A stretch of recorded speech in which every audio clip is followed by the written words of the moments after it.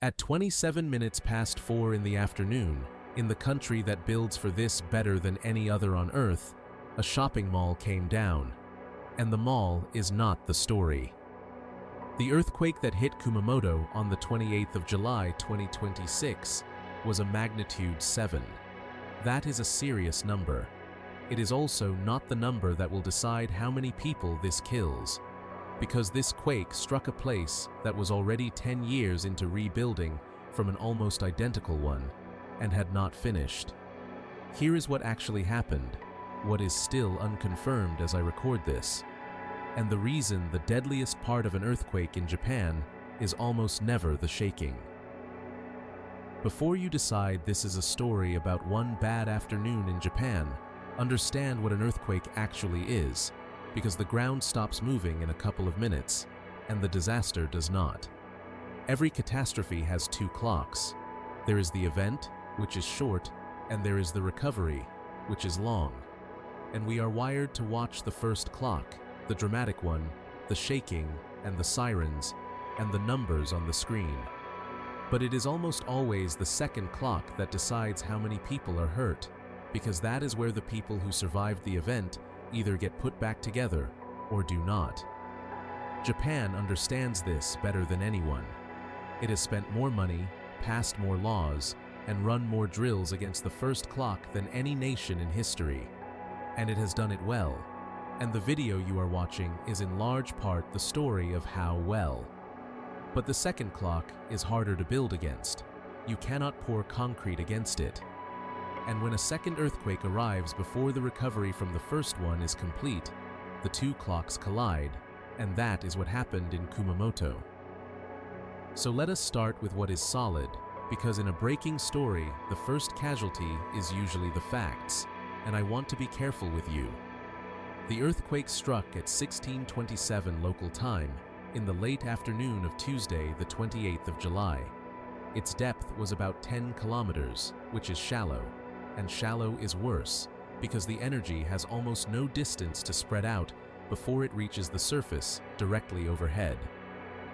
The epicenter was near the city of Uto, just south of Kumamoto City, on Kyushu, the southernmost of Japan's 4 main islands. Now here is the first place you are going to see two different numbers, and I want to head off the confusion, because both of them are right. The Japan Meteorological Agency measured this quake at magnitude 7.1. The United States Geological Survey put it at 6.8.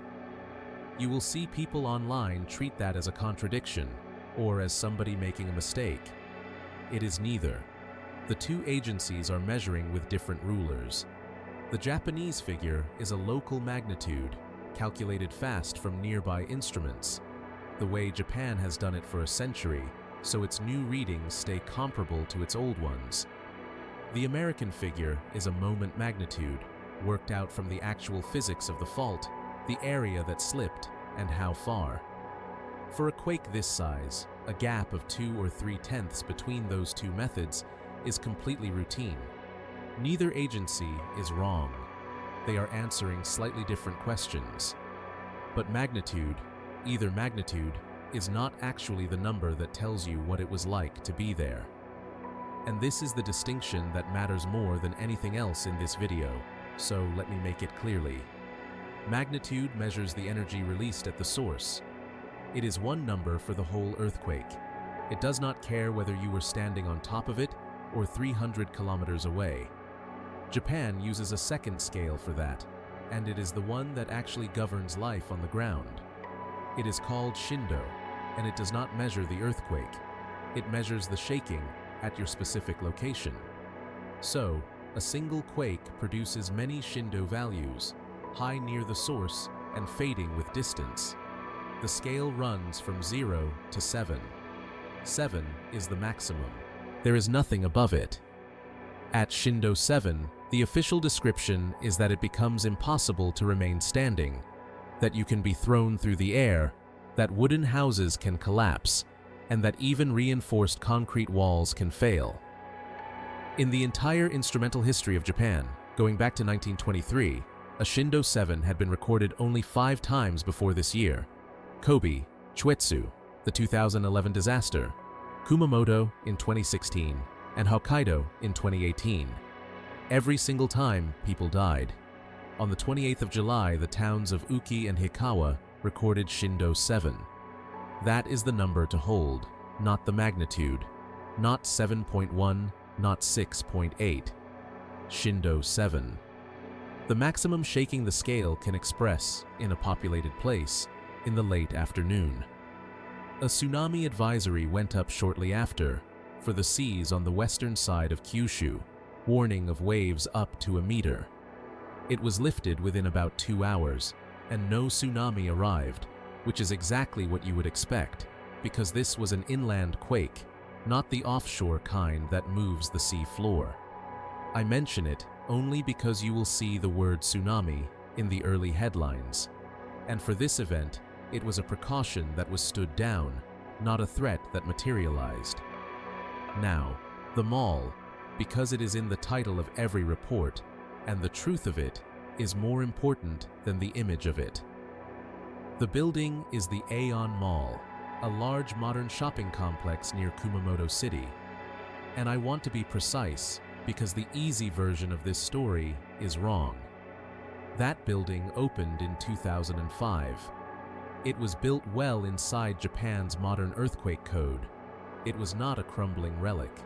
It was exactly the kind of structure that is supposed to ride out strong shaking, and in the first moments, it did. Around 200 people felt the quake and got out of the building. The second floor came down about an hour later, and according to the reporting on the night, it was not the shaking that brought it down. It was an explosion. Officials suspected a gas leak, most likely from restaurant equipment damaged in the quake, which then ignited. The food court on the second floor collapsed. People were rescued alive from it. Others, as I record this, are unaccounted for, and some broadcasters, citing police, feared a significant number of deaths. That was not confirmed at the time of recording, and I am not going to put a number on it that I cannot stand behind. I am walking through that carefully for a reason. Because if you take one thing from the mall, it should not be that Japanese buildings fail in earthquakes. The honest and more unsettling lesson is the opposite. The building did roughly what it was designed to do during the shaking. What got it was the thing that comes after the shaking. A gas line, a spark. The second clock again, the aftermath, doing the damage the earthquake itself could not. The mall was not the only place the aftermath went to work. At Yatsushiro, a freight train came off the rails. At a Nippon paper plant, a tall chimney snapped and fell onto the buildings below it, and workers were trapped underneath. And at Kumamoto Castle, one of the most beloved buildings in Japan, the great stone walls came down again. I say again deliberately, and this is where the real story of this earthquake finally comes into focus, because to understand why this one lands so hard, you have to go back exactly 10 years. In April of 2016, this same region was hit by a sequence that Japan had almost never seen before. Not one big earthquake, but two. On the 14th of April, a magnitude 6.5 struck, and everyone, reasonably, treated it as the main event. It was not. It was a foreshock. 28 hours later, on the 16th, a magnitude 7.3 hit the same area, larger, and it was the real one. Both of them reached Shindo 7. It was the first time in Japanese records that the same place was hit by two Shindo 7 quakes within 2 days. And here is the number from 2016 that is the whole reason I am making this video the way I am. 277 people died. But look closely at that number, because it does not mean what you think it means. Of those 277, only about 50 were killed by the earthquakes themselves, by the shaking, the collapses, the immediate violence of it. 50. The other 227 died afterward. They are what Japan formally counts as disaster-related deaths. People who survived the shaking and then died in the weeks and months that followed. from the stress and the cold and the disruption of living in a shelter or a car, from medical conditions that went unmanaged when the clinics were shut and the roads were broken, from the heavy rains that hit the damaged region that June and found it with its defenses already down. Read that ratio again: 50 people killed by the earthquake, more than 200 killed by the aftermath. That is the second clock, quantified. That is the entire thesis of this video, sitting in one statistic from 10 years ago. In Kumamoto, in 2016, the earthquake was responsible for about 1 death in 6. Everything else, the large majority of the dying, happened in the recovery. So, when a second magnitude 7 arrives in that exact place, the danger is not just the buildings that fall in the first 2 minutes. It is that it restarts the second clock from a starting line that was already behind in a community that had spent 10 years and had still not finished getting up. And I mean that literally.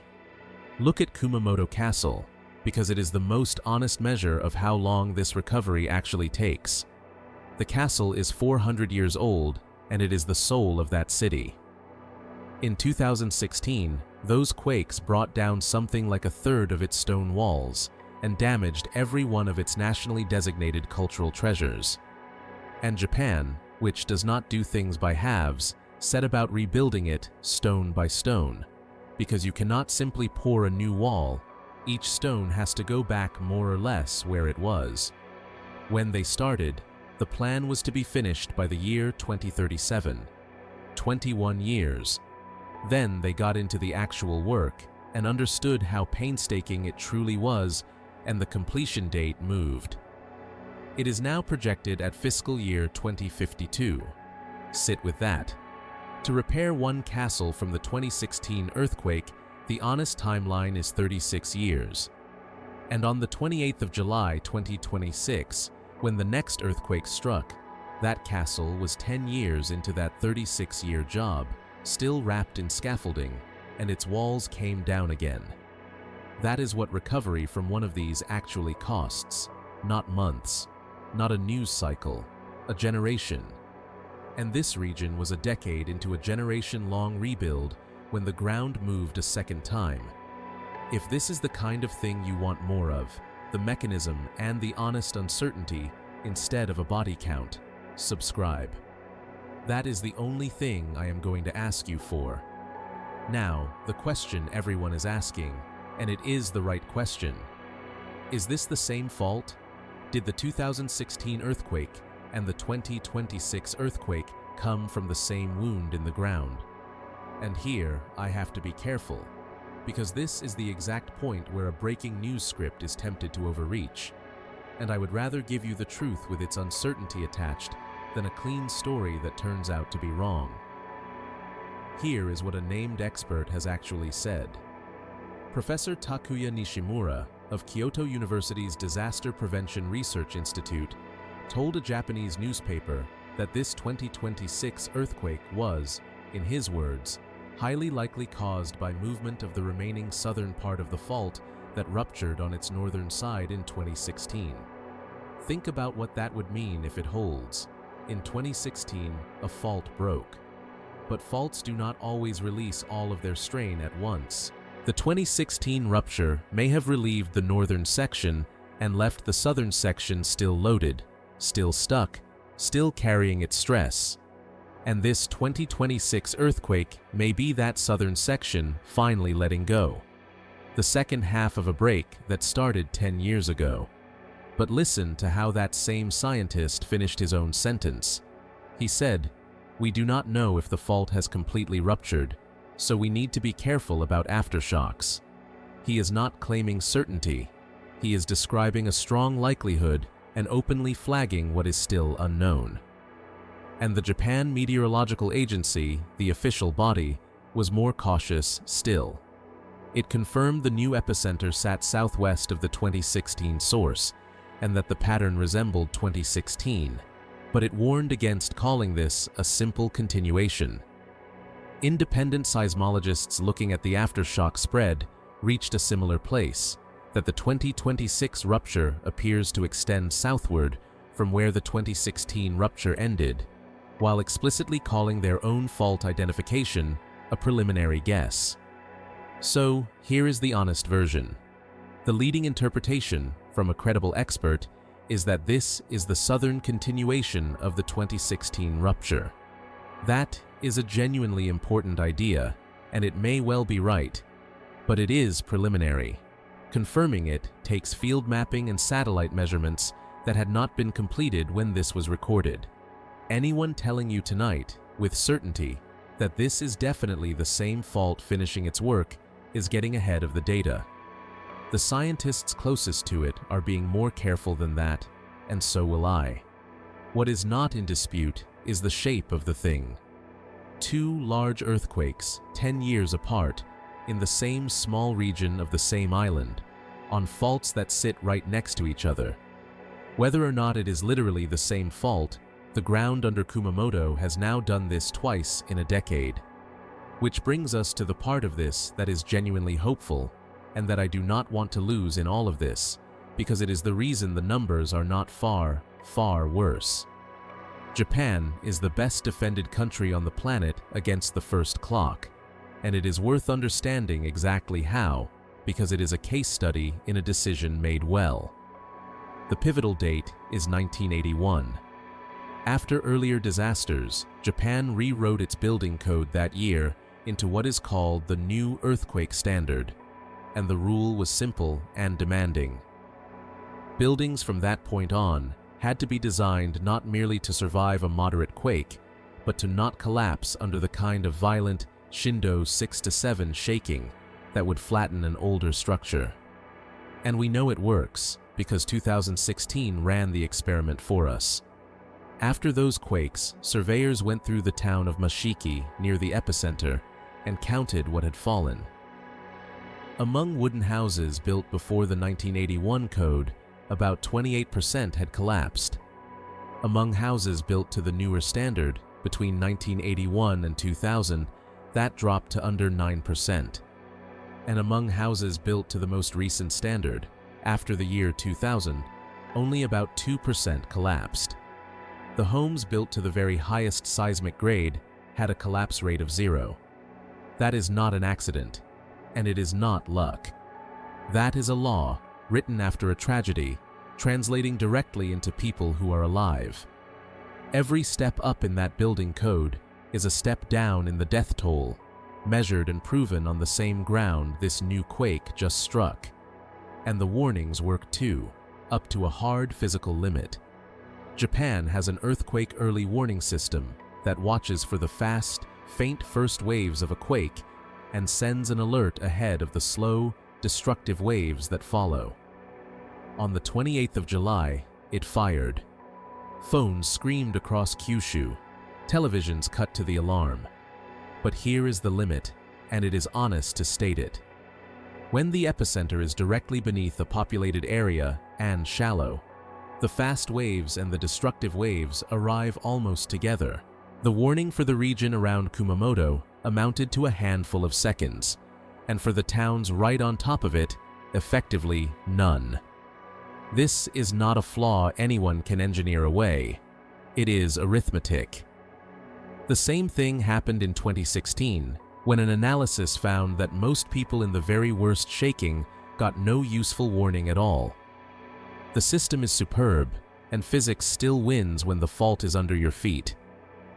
One last thing to head off the fear that always attaches to a Japanese earthquake.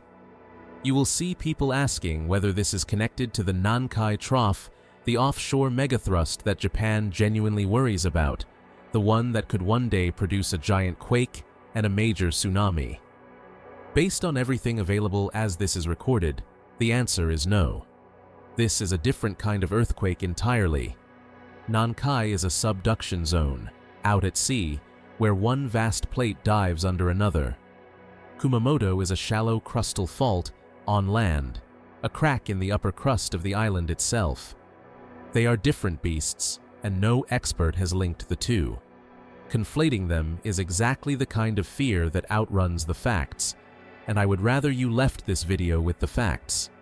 So, the practical part, and because this is Japan, and because most of you are not in Kumamoto, it is a little different from the usual. If you take one idea from this, let it be the second clock, because it is the one nobody plans for. In every one of these events, the people who die in the aftermath outnumber the people who die in the shaking, and they die of boring, preventable things. Cold, stress, a medication that could not be refilled, a chronic condition with nowhere to go. If you love someone who is elderly, or who depends on regular treatment, or who cannot easily move, the days after a disaster are the dangerous ones for them, not the minutes during it. That is where the attention belongs. And if you live anywhere earthquakes reach, the lesson of the Mashiki survey is the cheapest life insurance there is. The age and the standard of the building you sleep in is, statistically, one of the largest single factors in whether you live through a large quake. It is worth knowing what you are sleeping inside. It is worth knowing where the gas shutoff is, because Kumamoto just showed, with that mall, that the fire after the quake can do what the quake could not. So there was an earthquake in Japan on the 28th of July, magnitude 7, Shindo 7. A mall down, a castle wounded for the second time in 10 years, and a set of casualty numbers that were still rising as I recorded these words and will be higher by the time you hear them. The magnitude will lead the headlines. It always does. It is the number that fits in a push notification. But the number that will actually measure this disaster is not the one from the 28th of July. It is the one they count slowly over the months that follow, in the shelters and the clinics and the cold, among the people who lived through the shaking and then had to live through everything that came after it. Japan built, better than anyone, against the first clock. It bought those people the earthquake. Whether they survive the recovery is the second clock, and that one no building code has ever been able to pour.